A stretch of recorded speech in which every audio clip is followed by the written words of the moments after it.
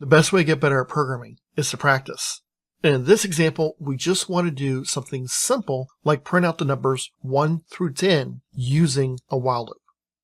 As always, this sample file is available for download from the link provided below in the description, or you can type it in yourself. We'll give you a couple seconds to download this video. You can then pause the video to try it on your own, or you can follow along.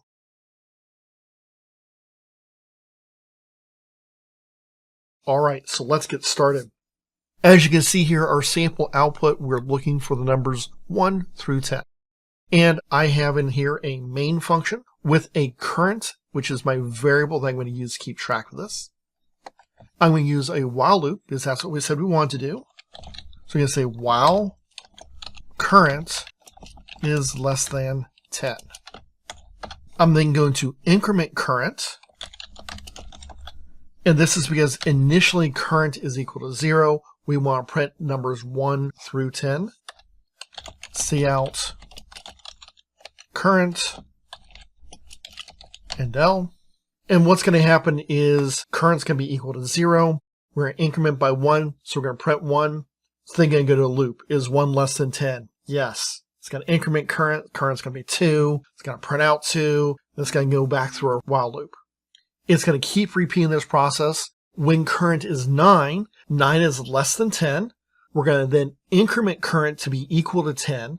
This is after we did the condition check. So we're inside the body. The body keeps running the whole way through. Cout's going to see the 10. That's what's going to print out.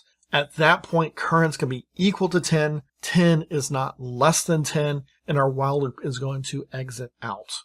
Okay. So I'm going to come in here and run this. And we should see the numbers 1 through 10. And that's what you can see right there. Now, we have a question, can we go further? Can we make it so that we have 2 numbers and we want to double check those 2 numbers? Of course we can. So I can come up here real quick and say int end. I can then do something like cout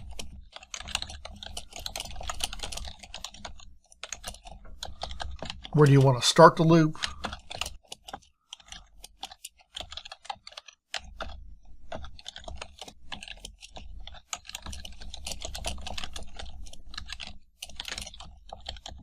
Where do you want to end the loop? And you can see that there. Then we'll change that 10 to be end. Now, one of the things we can also do as far as they go further is obviously we know how to set up a loop to check for input validation. That is, make sure that end is greater than the start. But for simplicity's sake, we're just going to do this. Let's say I want to start at 5 and end at 17. And you'll notice it goes through there. Now, notice in this case that it's going to start the next number up, because that's how we had it initially set up. If we want to prevent that, you might go, oh, how are we going to prevent that? Well, that's pretty easy.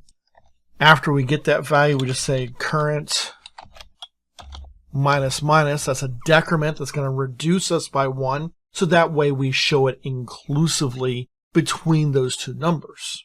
So we come here and save and run again.